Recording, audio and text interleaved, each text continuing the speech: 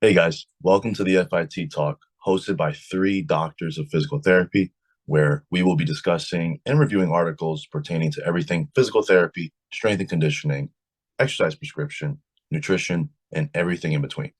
My name is Dr. Michael Dela Cruz, and I'm here accompanied by my two great friends, Dr. Tristan Barrera and Dr. Darian Fernandez. With that being said, Darian, how are you doing today? Doing great, man. Great to be talking about PT on this fine morning. Tristan, how are we doing? Great, doing amazing. Good morning, fellas, here from the Blue Bonnet state of Texas.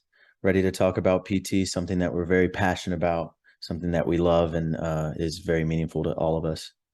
Absolutely. So, on today's episode, we will be discussing the article, Does It Matter Which Exercise? It's an RCT of exercise for low back pain, and this is done by Audrey Long and colleagues. With that being said, Tristan, take us away. All right, guys. So here we are with this beautiful PDF. Again, Audrey Long in 2004 with his colleagues from mostly Alberta, Canada, and Calgary. Wanted to figure out if there are specific directional preferences exercises that were going to give their patients at their clinics the best outcomes. They're heavily invested in the McKenzie Institute of International Physiotherapy, so they're really invested in directional preferences, but they didn't receive any funds or support for their work, so they're they are completely by themselves and independent. They started in the introduction with low back pain clinical guidelines advocating to stay active, to returning to normal activity for a faster recovery with less disability. I'm very glad that they mentioned that because that's a staple in evidence-based practice currently in 2022. So it's nice to see that in 2004, it was something that was advocated and on the minds of many clinicians and many evidence-based practices. So furthermore, in the introduction, the Cochrane Back Review Group was mentioned, and they recently referred the identification of subgrouping and predictors of chronicity as the holy grail of low back pain. That's something that's a staple today. We want to know if someone has a directional preference. We want to know if someone's chronicity is contributing to their pain, to their function or dysfunction. So it was very nice to see that. Again, furthermore, they mentioned the McKenzie diagnosis, the McKenzie method for mechanical diagnosis of therapy, MDT, as it was something that they use, something that is very pertinent to their practice. They also mentioned directional preferences, identifying repeated movements, in-range movements for flexion, extension, side glide, and rotation. Furthermore, the objective of the study is to determine if subject-specific exercise prescription concordant with the study participants' directional preference will achieve better outcomes than normal concordant exercise or normal just standard physiotherapy interventions. Does anyone else have anything to add in the introduction that they found important?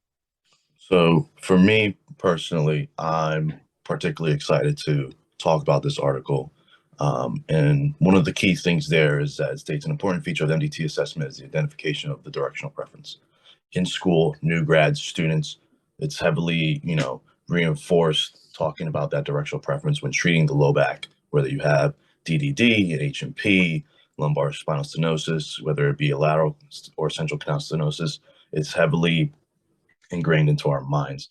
But the authors do a great job with their opening sentence here. A number of systematic reviews raised important questions regarding the role of exercise in the treatment of low back pain, with a lack of evidence supporting any specific exercise or abdominal strengthening. McKenzie, Williams flexion, extension, or stretching.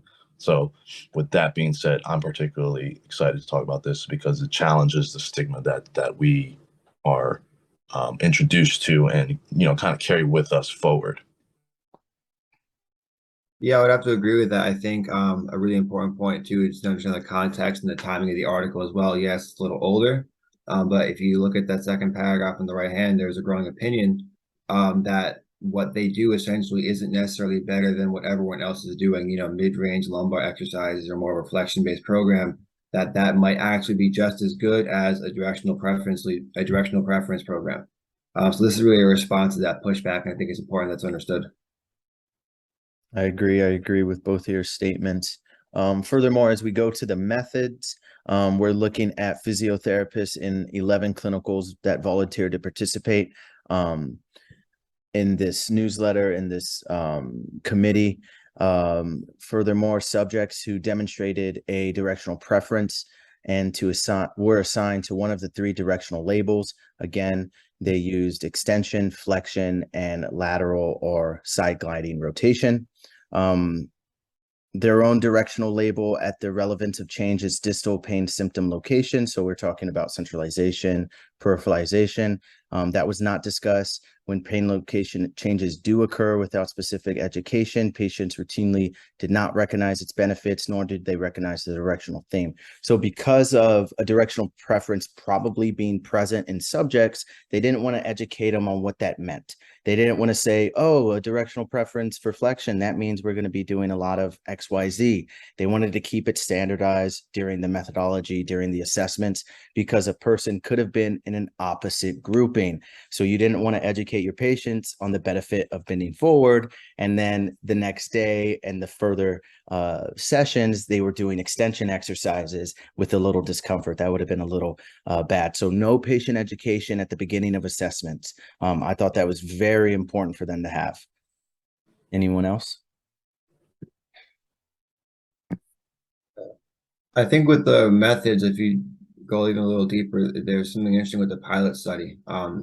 I think everything you said is really, really good as far as glancing over generally what they did and how they did it.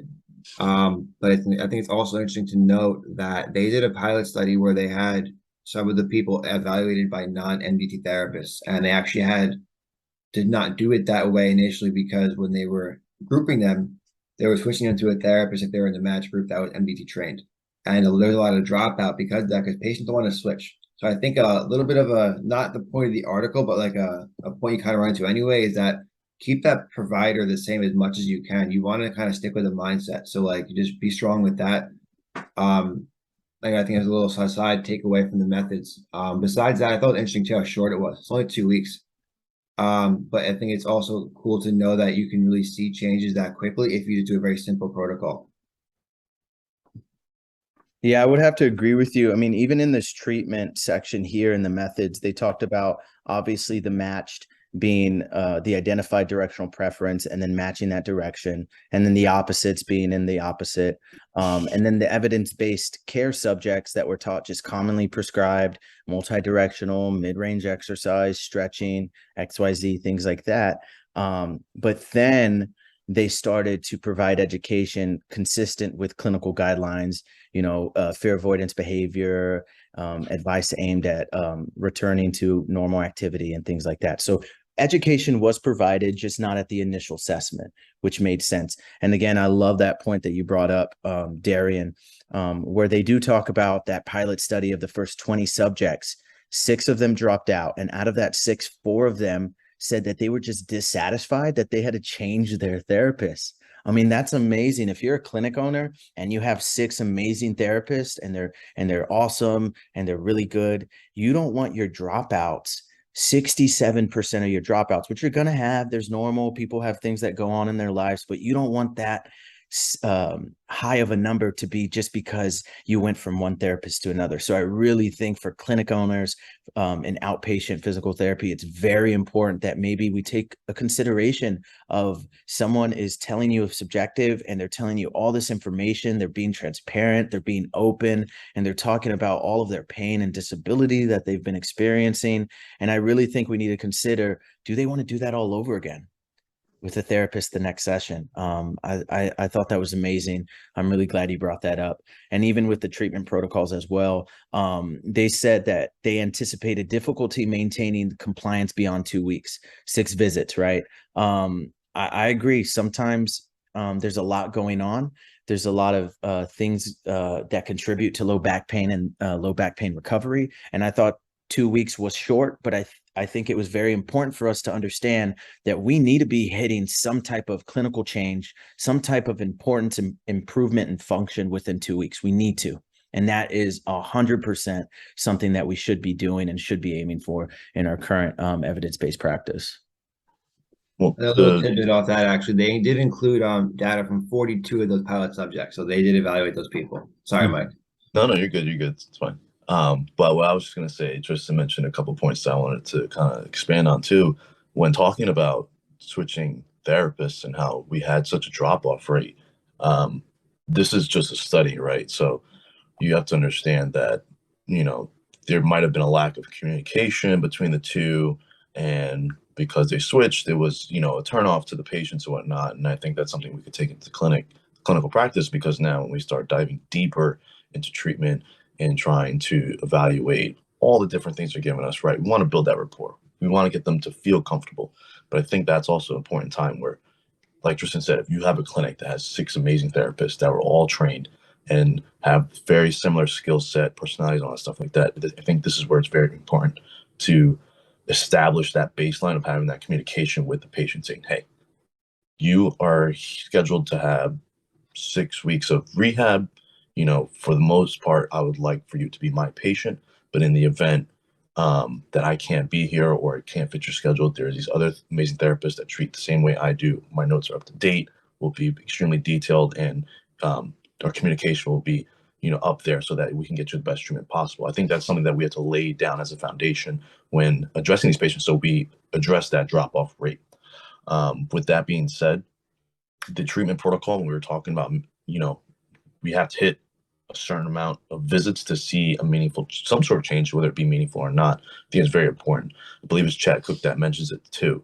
The faster you get a change will affect the prognosis for all of your patients, whether it be that their pain lessen, more range of motion, something that you can demonstrate to them to make them realize that, hey, some sort of change is happening.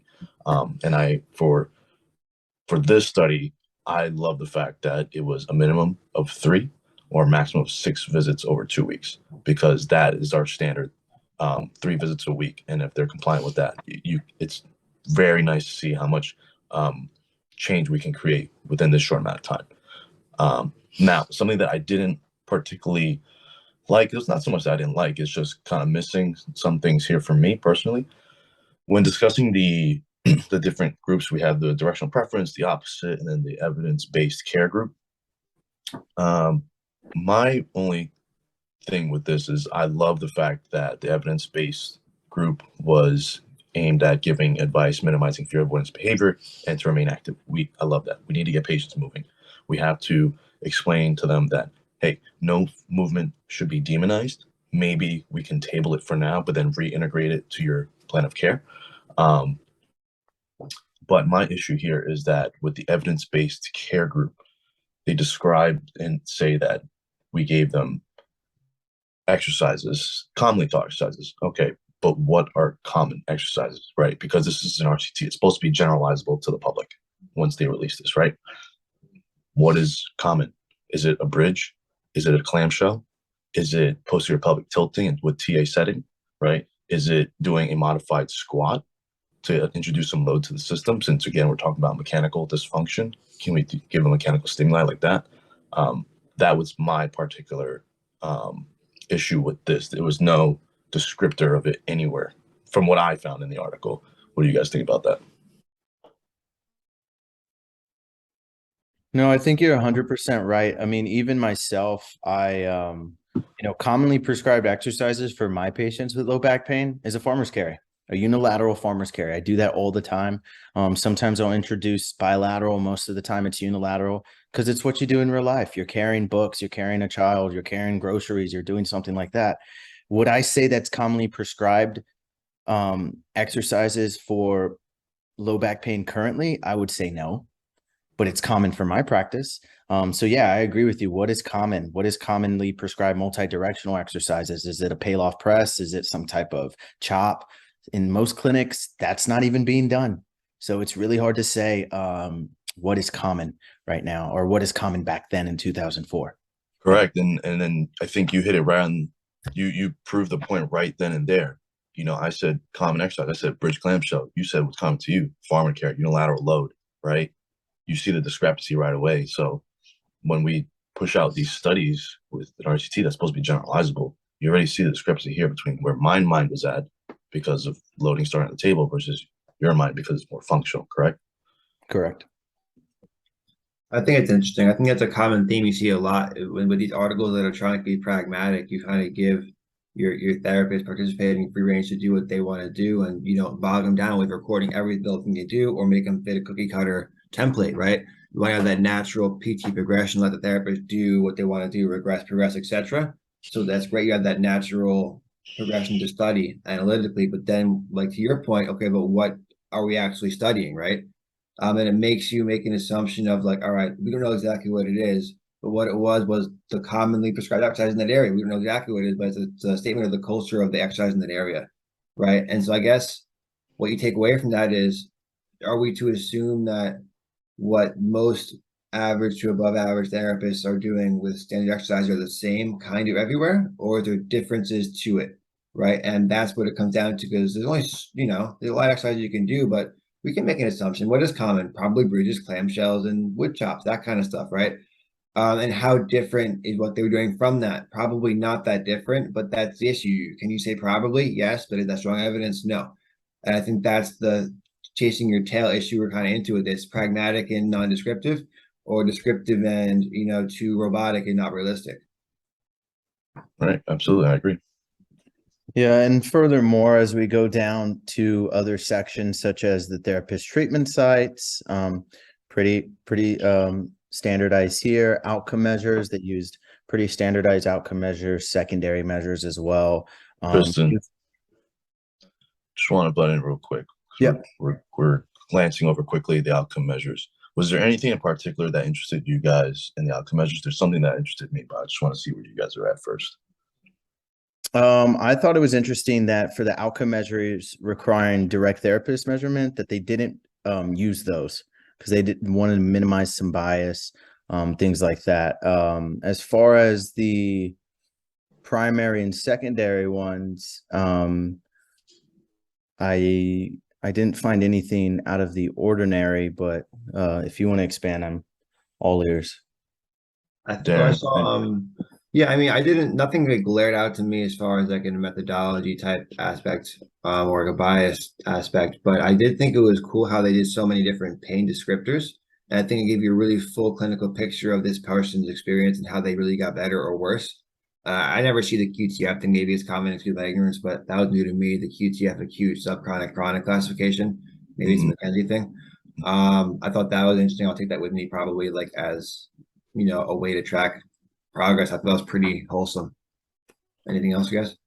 Well, for me personally, that stood out. I mean, we have all these outcome measures that we can use to track and measure progress, and I use it as an objective measure to show the patient. But my main one that I honed in on here was the fact that they were using medication use as an outcome measure. Why? Because we deal with low back pain so frequently. Chronic low back pain, one of the leading diagnoses that we see every day, right? And us as physical therapists, we're on the front line fighting the opioid epidemic, right? So the fact that they're even including looking at their medication use in these people that have low back pain, I think that's like substantial to me, That's right? big. Can we get them out of pain and reduce the amount of medication they're using, especially for these patients that have, with the chronic low back pain, right? Acute low back episode, they might be using some sort of painkiller every now and then, but chronic low back pain, they got to function, they got to go to work. So what are they going to do? They're going to pop some medication, they're going to go to work. So that was for me particularly the outcome measure that caught my attention, especially when you start looking at the at their tables and you see the pre-post. Once we get into that, I think that's a really good indicator that we're on the right track. Yeah, I think to your point, that is very important, and that's something that I'm glad that they actually included as well. I think we take it for granted. I know all of us three are constantly asking about medication usage, but I know as a fact too that even if you have a acute low back pain or if it's a chronic low back pain, from my point of view and from my interpretation of patients that I see in the general population, most of them are being prescribed some sort of medication. And oftentimes they're not even being told how many times to take it. It's as needed. So us as a clinician need to further investigate that as needed. What does that mean for for that individual? Does that mean I got to take one every day I go to work? I got to take one every time I come home from work? XYZ, those things. I think those are the questions that we need to be asking. Those are also some of the small hanging fruits that we need to be addressing, right? Oh, you didn't take your medication today after work. Oh, you didn't take it again. You didn't take it this week at all. Let's try to keep that trend going. I think that's something that we all practice, but I think that it needs to be something that's a staple in everyone's evidence-based practice. Absolutely. But yeah, I thought it was amazing. I agree, man. I saw that too. I thought that was an interesting point to track that. And I think it's cool is once again the context. This is in '04. So kudos to these guys for being onto that almost 20 years ago as an outcome measure. I think that's really interesting. Yeah, and furthermore, before we go into data analysis, I do want to talk a little bit about the demographics. You know me, I love demographics here. Characteristics of the subjects, 312 subjects, right? Look at this reported cause of injury, no known reason for 180 of them. We know the importance of a diagnosis for a patient. They want to know a diagnosis. They want to know, is it an impingement? Is it a tear? Is it XYZ? They want to know, and that means so much to them. For us to not have a reason for their disability or for their pain or for their lack of function, no known reason is very hard to say this is it or this was it, this is what did it. So I think keeping that in mind is very important, because a lot of patients that don't have a reason for the cause of injury are still seeking what is going on. Is it the disc? Is it the muscle? Is it XYZ?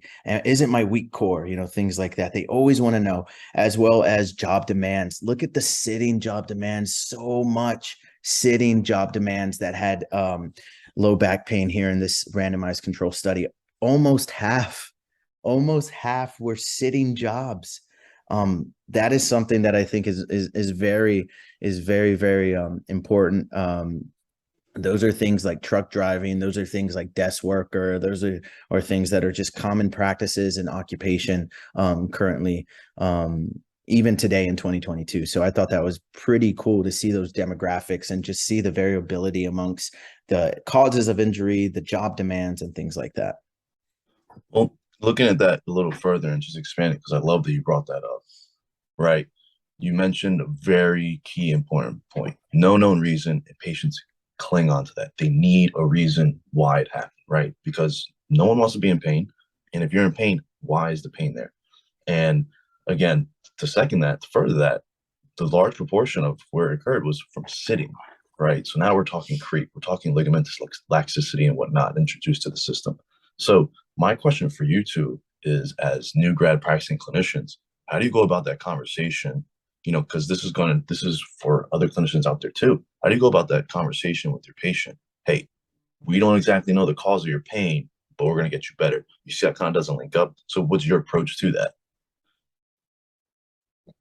I think this is where it's important to understand pain science, and not necessarily you're going to go do like a P&E session with this patient, or just on that off the rip in that session. But I think it's important to use bits of that educational side to talk to them about pain, because depending on who they are, what their lifestyle is, maybe it's not realistic for them to never have pain. And maybe it's about managing their pain and understanding that pain's a complex relationship. It's not just, black and white every day. It's a spectrum, and then not every little pain's a big pain and vice versa. And so to understand how diverse pain presentations are and how dynamic that state is when you manipulate it properly, I think that's a more productive talk sometimes than, okay, well, your disc is that, this is stenosis, whatever. Because the reality is we're going to either lie to them, give them a nice little diagnosis package they can understand, which might not even be right, to be honest, or we can tell them, like, this is what's going on, and in a palpable, accessible way. Yeah, I agree. I think you really have to tailor it to the individual. Some individuals are going to want something very specific, and sometimes we're not going to be able to give that to them. If we were MRI machines, we probably couldn't give that to them reliably. But I think we have to be specific to what they find that is important, right? Even if they have a major job demand that is sitting 5-8 hours a day, what are they doing outside of that? Are they trying to sit all day and then go play pickleball, go play tennis, go play some sport or activity that they are using a lot of rotational or using a lot of bending or using a lot of muscles that maybe they're just not using throughout the week? Are they a CrossFitter on the weekends after being sedentary throughout the week? Can we educate them about the importance of just moving throughout their desk job, moving throughout the day, doing some type of movement that's going to offset some of that sedentary job demand? So I think it's very tailored to the individual, to their very specific situation. But I think it's also important to keep in mind that we need a patient educate them about P&E, about pain science, and about the recovery process and prognosis. I mean, even specific low back pain, when we talk about the H&P, right? The disc. Everybody wants to harp on the disc. The studies show 2 to 5% of low back pain comes from the disc. Even if it is the disc, the larger the herniation, the better the prognosis, right? So it's not always going to match up. It's not always going to match up. And I think sometimes telling your patient that sometimes the worse it is, the better it may be in the long run is something that they could say, because no matter what, an 8 out of 10 to that patient, that's an 8 out of 10 to them. It doesn't matter if it's a 2 out of 10 for us, it's an 8 out of 10 for them. So that's something to keep in mind. Their pain levels is very subjective to what they think an 8 out of 10, a 6 out of 10, a 4 out of 10 is. And we need to keep that in mind. To go off of that one last bit before we continue on, and I think what you guys said is very important, right? We have to establish that, obviously we established the rapport, have that, sit down, have that conversation. I think the only thing that clinicians need to keep in mind is what words we're using. And if you are going to go the diagnosis packaging route, that you're being very careful with it, because while you do want to give them some sort of relief that you quote unquote know what you're doing to be able to establish a diagnosis, you have to be careful in the fact that they don't start wearing their diagnosis. It doesn't become their identity, because now you're creating a whole new beast that you have to address. And with that being said, it's up to us again, right? What are we doing, right? Tristan mentioned the H&P, only 2 to 5%. People will wear that identity, but it's up to you to have that conversation with them. And as a clinician, know that some of these low back diagnoses, after 6 weeks, symptoms just go away. The body heals, right? So the more open communication we have, I think, the better. But with that being said, we can kind of continue from here. So as we further go along here in the data analysis, they tell us how they are doing the descriptive statistics, how they're analyzing things. Of course, they have the alpha level at 0.05.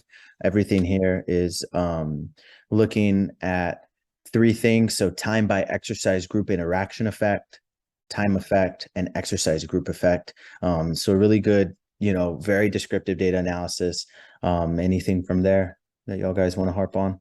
Nope, I'm good there. Results, again, they looked at the 11 clinics, evaluated 503 low back patients, 257 of them were excluded.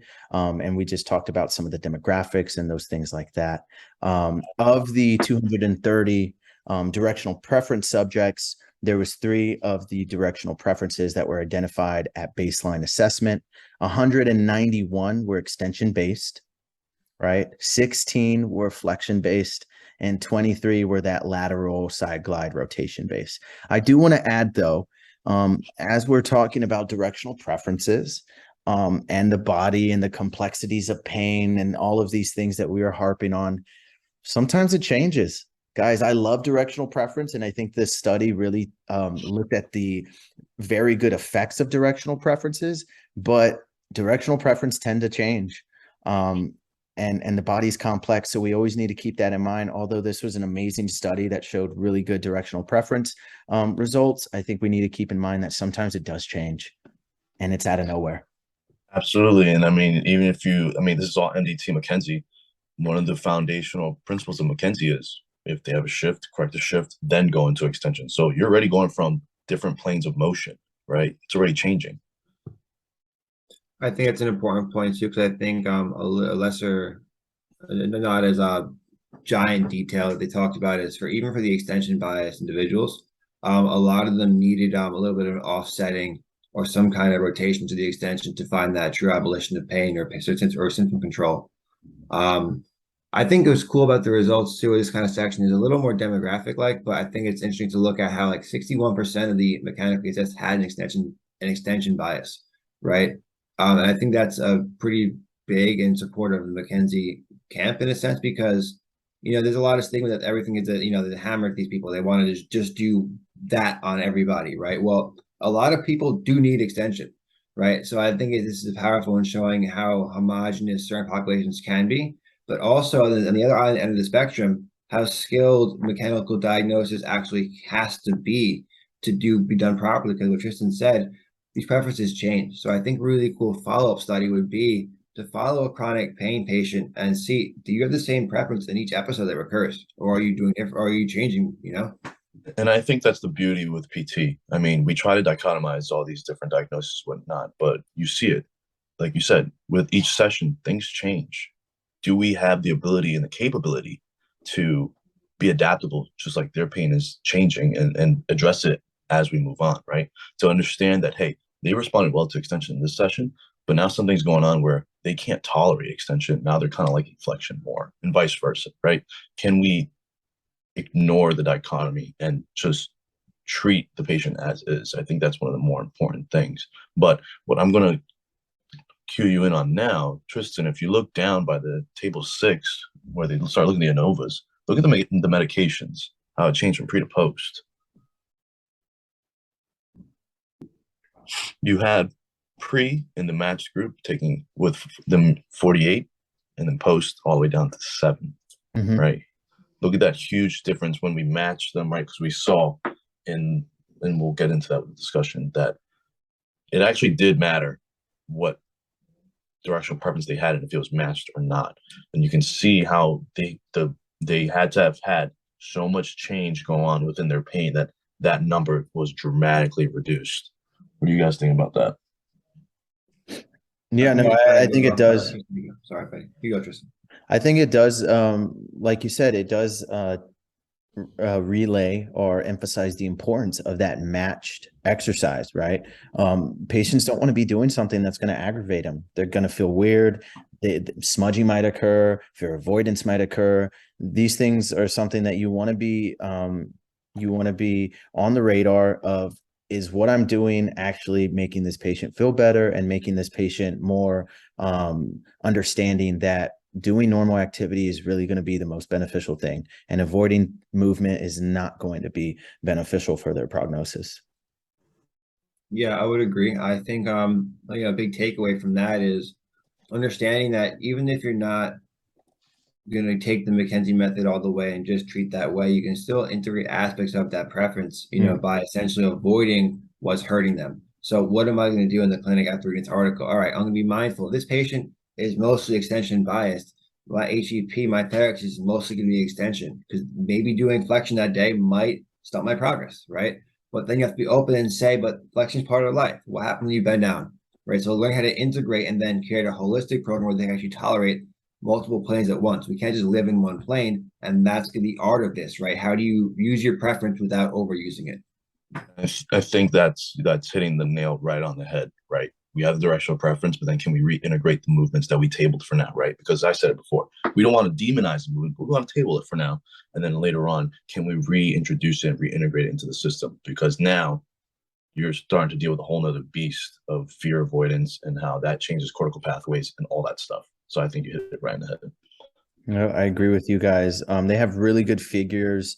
They talk about compliance of early withdrawal, treatment effects, satisfaction with care, which are very important. Also, when they talk about this discussion, I have a question for you, Darian, but I want to hold it off. I want to see if y'all guys have anything in the discussion that y'all guys want to ask.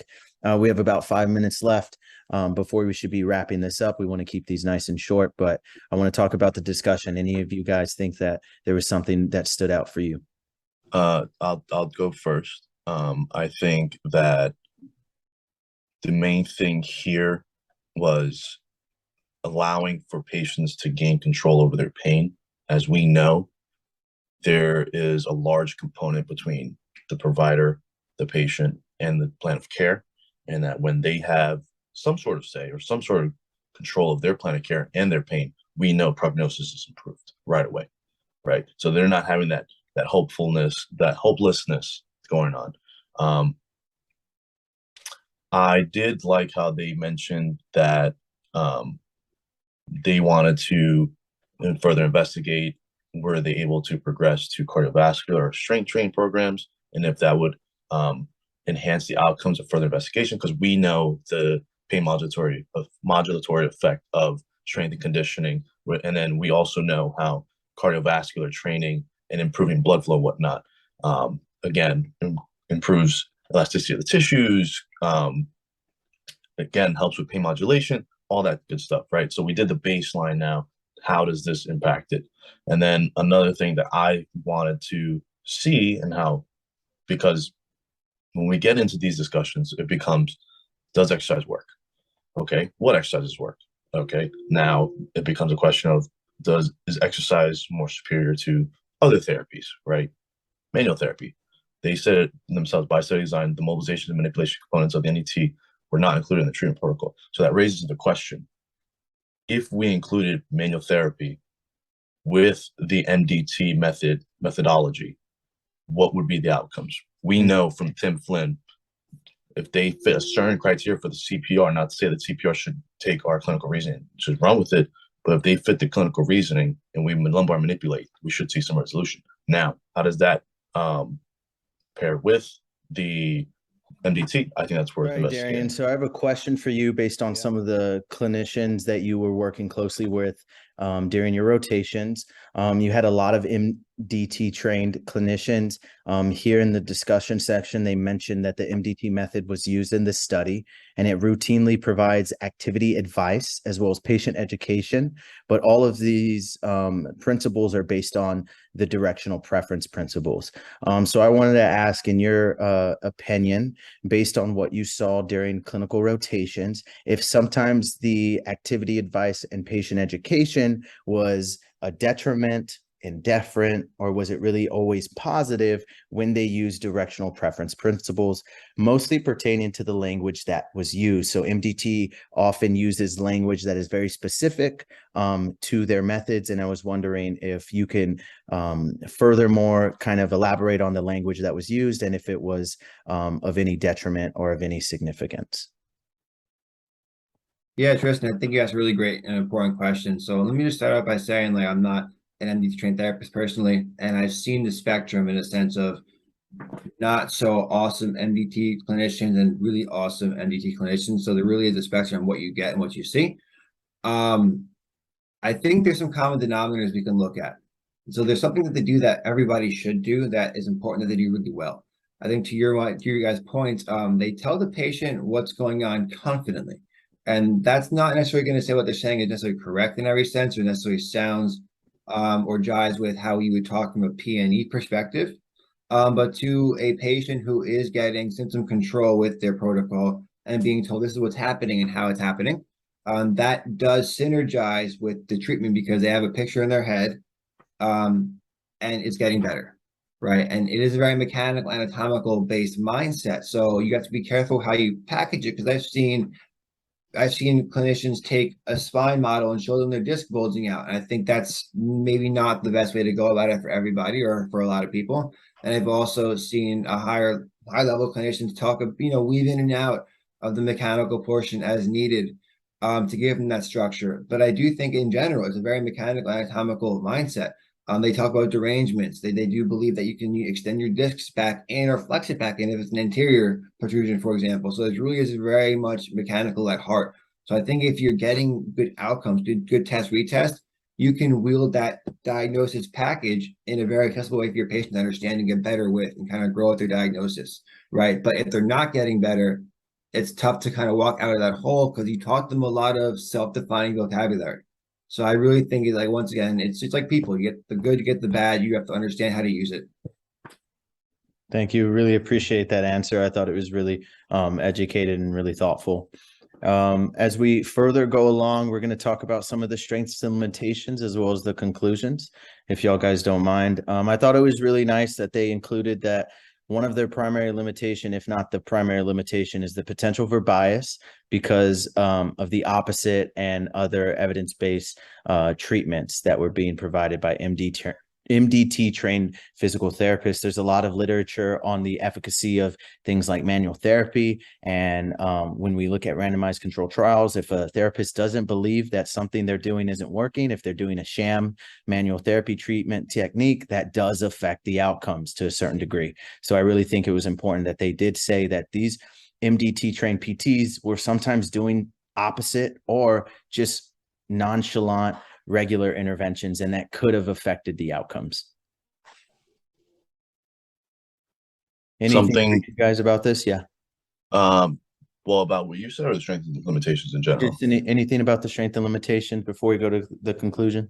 So if you scroll down just a little bit in the last paragraph on that left-hand side, what stood out to me and I liked a lot that they mentioned was the post-study interview that they had with one of the participants rather. She was, from here, we could infer that she was referred to the opposite directional preference group. So, she says, while not performing reflection exercise, she avoided bending forward and sitting because it consistently increased her pain, leading her to do more standing and more walking than usual because it simply felt better. Now, yes, we can't control everything participants do in a research study, but the main thing that I'm paying attention to here is that what they said here, leading her to do more standing and walking than usual. So while she is in extension, yes, her level of activity is increasing because she can't tolerate those positions. So that's another caveat here or variable that we have to account for, right? She was feeling better because she was standing or walking. Not that she feel better because we increased that level of activity, right? We're not as sedentary anymore, right? We saw it in the demographics that you pointed out, Tristan, that large component of the people that were in this study reported sitting was the main aggravating factor, for lack of better terms.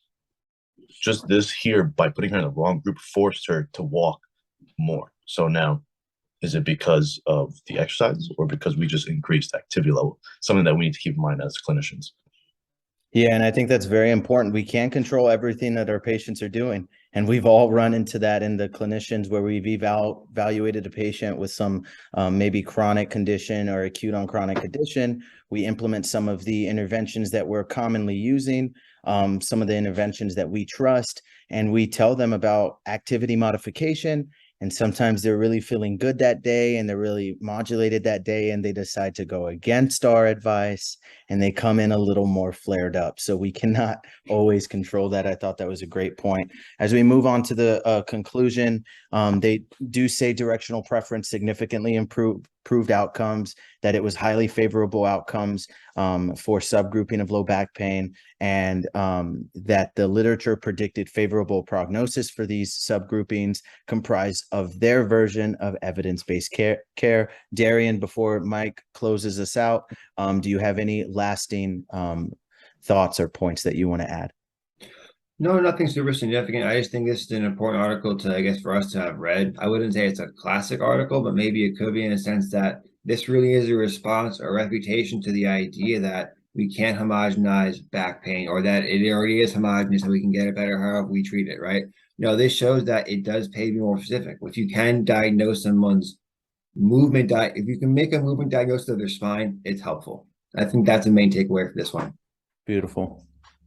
I agree. And so then it brings us back to the article header. Does it matter which exercise? Based off of this article, I would say yes. If they have a directional preference, adhere to it. But again, you have to use your clinical reasoning to go above and beyond. When pain starts to subside, can we reintegrate those motions and those osteokinematic motions that will be tabled, right? Can we bring that back and take a holistic approach to getting the patient back to doing what they love to do and not just get them moving in, as Darian said, one plane of motion. So with that being said, I want to thank you guys for tuning in to this episode. I also want to thank Dr. Barrera and Dr. Fernandez for taking the time out to sit here and discuss articles. That's going to conclude today's episode, and stay tuned for more, guys.